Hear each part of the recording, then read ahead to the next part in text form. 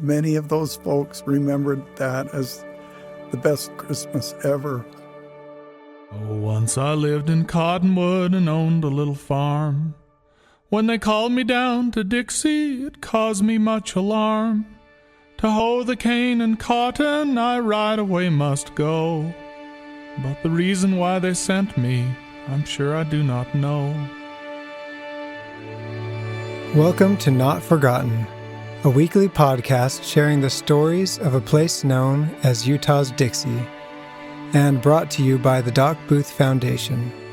Through stories as universal as they are personal, this podcast is dedicated to the memory of legendary family physician Dr. Craig Booth and to defining, preserving, and perpetuating the spirit of Dixie embodied in his life and work. Hi, I'm Lyman Hafen, host of the Not Forgotten podcast. For more than 40 years, I've been writing and publishing with the intent of connecting landscape and story in the American Southwest. I believe the words spoken by a character in a story by Barry Lopez. Everything is held together by stories, he said. That is all that is holding us together, stories and compassion.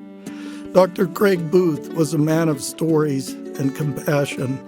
His personal story is one of the many that have made Utah's Dixie what it is, and his compassion is at the heart of that elusive entity we call the Dixie spirit.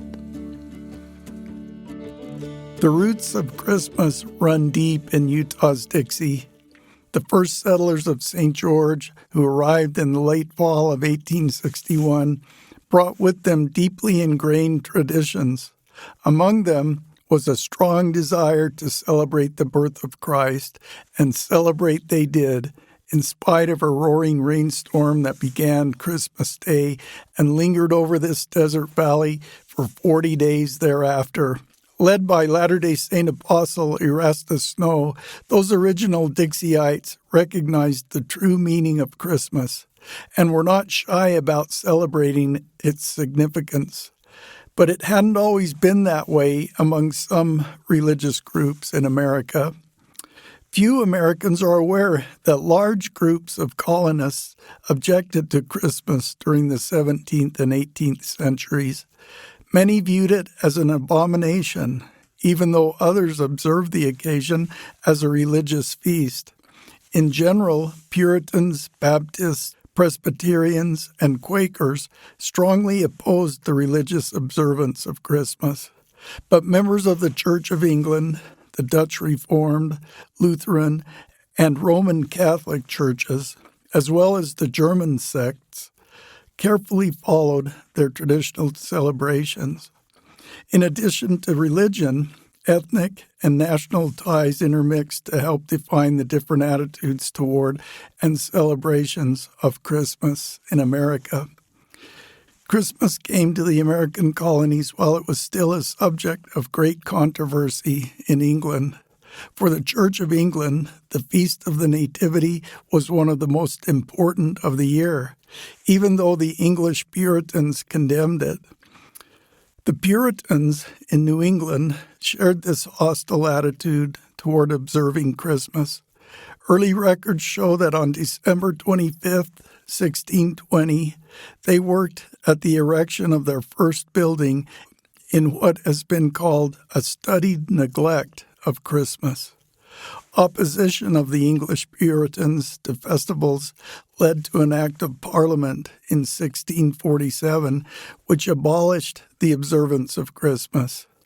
This was followed up in 1659 when Puritans of the American colonies enacted a law in the General Court of Massachusetts to punish those who kept Christmas.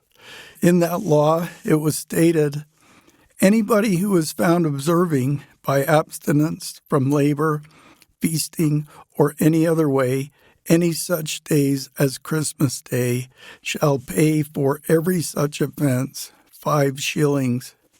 In 1681, as more and more members of the Church of England had immigrated to the colonies, the law against celebration of Christmas was repealed.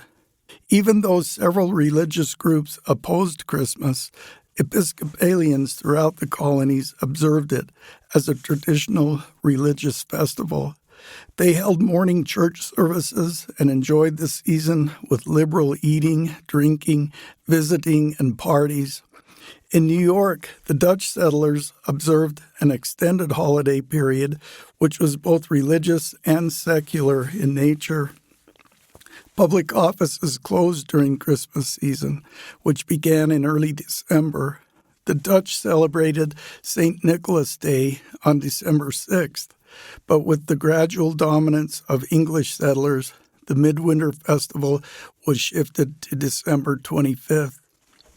Not until the 19th century did a distinctive national Christmas develop in the United States. By then, most all Christian denominations celebrated the holiday in one form or another. The traditional elements of the American Christmas came from English and European sources, but in this new setting, the elements were altered by an emerging civilization. The holiday drew its essence from both Christian and pagan sources, anchored not only in the biblical account of the Nativity, but in the deep European folk beliefs and practices which harken back to Roman, Greek, and Teutonic influences. It was during the middle decades of the 1800s that Santa Claus appeared in Christmas. That, coupled with the writings of Charles Dickens, which emphasized the importance of Christian charity, helped shape the kind of Christmas that the Latter-day Saints brought to Utah. Christmas was a much looked forward to event for the Latter-day Saints who settled Dixie. The first wagon had arrived in St. George on November 25, 1861. By December 4th, the main body of 378 men and 370 women arrived. They set up camp roughly where the Utah Tech University campus is located today, in what was known as the Adobe Yard. We'll pick up the story from here in the words of Mary Phoenix. The weather was surprisingly mild, and they went to work to try and get some crops in. Food was scarce. It was impossible to get reinforcements before another year rolled around, and there were no trees to provide shelter or fuel. The pioneer leader, Erastus Snow, of the Quorum of the 12 Apostles, decided that the people must have some break in their unceasing, back-breaking labor. Christmas was at hand, and that seemed an ideal time for celebrating. It would give the people something to prepare for, participate in, and talk about for the rest of the year. Elder Snow had a big tent in which the entire group could gather for a service and program. Afterwards, the fiddler could play, and they would dance until dawn on the salt grass floor. A drizzling rain began on Christmas Eve, but Snow decided to go ahead with the plan. The wagon boxes they were using as homes offered even less protection than the big tent. Then, too, Snow had a special Christmas treat for everyone. A man had managed to get down from Pine Valley with a big sack of potatoes. These were to be roasted in the coals of the community fire and given to each person as they entered the tent. They would serve as hand warmers and later as a special Christmas meal. As the group assembled, the drizzle changed into a downpour. The performers increased their volume, and the audience huddled together for warmth as the rain continued harder and harder. After the benediction, Snow informed the people they could go on with the dance or return to their wagons. There really wasn't much choice. The wagons were covered with canvas, but waterproofing was unheard of. Even their bedding was soaked. Drizzles were seeping through the roof of the big tent. They decided to stay and dance. They would have company, and maybe they could move fast enough to keep warm. And dance they did. Mothers put their babies to sleep on the benches that lined the walls, but the majority of the camp danced on until midnight. Then they stopped to give the fiddler a rest and to eat their precious potatoes. Then a catastrophe occurred. The fiddler found that he had literally sawed through the strings of his fiddle, and he had no replacements. An old lady had one treasure, a spool of silk thread. As a member of a handcart company, she had walked across the plains with this thread in her waist apron. She was saving it for some special occasion. She decided nothing was more special than giving joy to these young people who had so little. The fiddler managed to contrive an acceptable substitute from the thread, and the dancing continued until the sun came over the mountains. This was the beginning of the famous 40-day and night rain that changed the Virgin River from a trickle in a small ditch into a rampaging river. But people did not remember the damp discomfort of wet clothes and bedding, the inadequate shelter, and the scarcity of food. They always spoke of it as their best Christmas because of the feeling of unity, the love that was there. And really, isn't that what Christmas is all about? That's the way Mary Phoenix shared this story in an article in St. George Magazine in 1985. Times have drastically changed since the meager years when our history began in Dixie. We live in a place and a society that would appear as alien to those first settlers as an extraterrestrial world would appear to us today. Yet among the few common threads that tie us to those great stalwarts is an ongoing observance of Christmas. Though we live in a time of materialism, a time when Christmas has been commercialized almost beyond recognition, we still sing the same songs, read the same verses, tell the same stories, celebrate the same birth, and feel the same goodwill as those stout-hearted pioneers who came before us. I'm sitting here in the studio with Ricky Valadez, the producer of this podcast. Together we've been working on this episode, bringing this story together. And as we've done this, it struck me that we really need a song that celebrates this wonderful event, this first Christmas in Utah's Dixie. And so I asked Ricky if he would write a song. And how did you respond, Ricky? Well, I thought about John McFarlane on Far, Far Away from Judea's Plain, and I wondered if I would have to end up rewriting the lyrics that you would give me, or if we could get it to fit. But yeah, I would need you to write the lyrics for sure, for me to be able to write the music. So I agreed to write the lyrics, and I kind of dove into some of the material that this story comes from. The words of Carl Larson, the eminent historian of southern Utah, his great book, I Was Called to Dixie.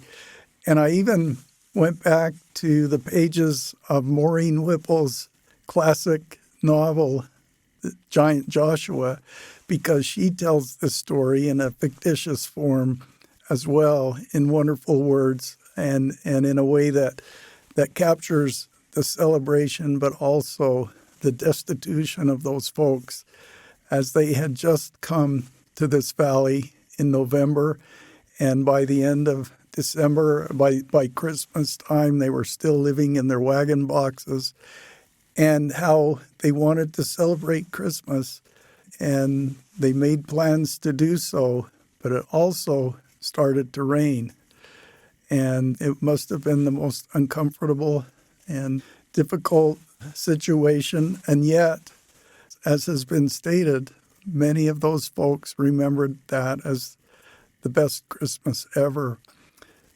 So, Ricky, we we've been working on this. I think I gave you 10 days to get it done. Yeah. It's early December now, and you have done an amazing job of creating a new song. What do you want to tell us about it? Well, I didn't have to rewrite all the lyrics for it to work. The lyrics were great. Actually, one thing that was interesting is the whole song it's about the scene of them dancing. And when I was saying the words of the lyrics out loud to try to figure out the meter, and it kept coming back to a waltz-like rhythm. So the song ended up, the lyrics that you wrote worked perfectly for the recreation of a waltz dance experience. And Maureen Whipple, that's the way she saw it when she wrote it novelistically. She saw them clapping, stomping, dancing, mostly waltzes, but there was a fiddler, there might have been a banjo player, they maybe had some mouth swabs that they played, but that music would have had its roots, I think, from what I've read in Celtic music. And I think it's so wonderful that you chose to go that route with this song, because that really, you imagine the old fiddle player and him playing that fiddle so hard that the strings, he sawed right through the strings.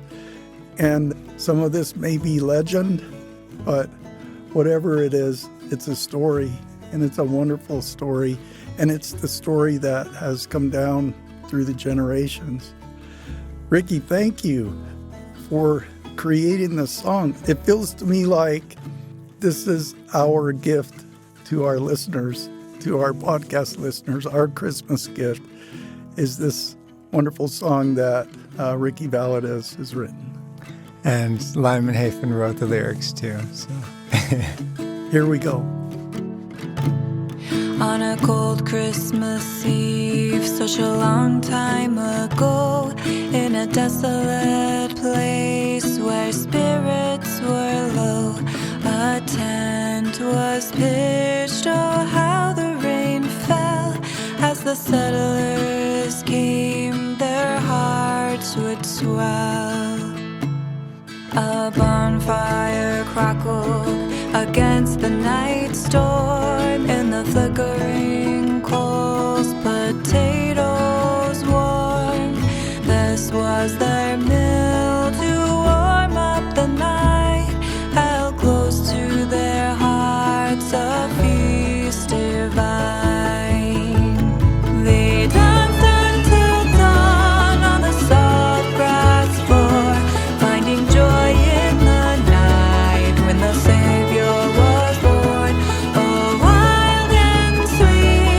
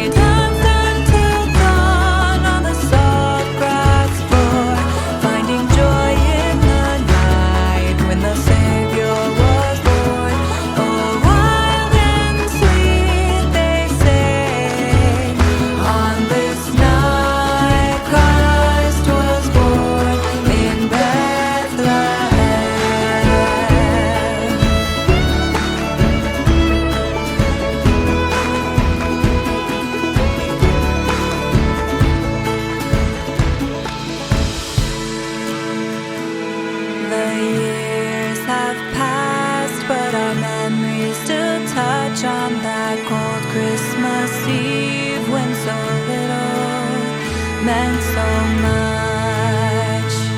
They danced until dawn on the soft grass floor, finding joy in the night when the Savior was born.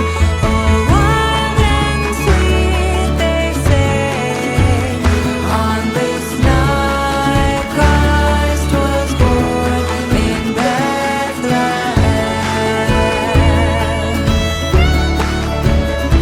On this night Christ was born in Bethlehem. The Doc Booth Foundation is dedicated to empowering individuals through educational opportunities and promoting mental health advocacy.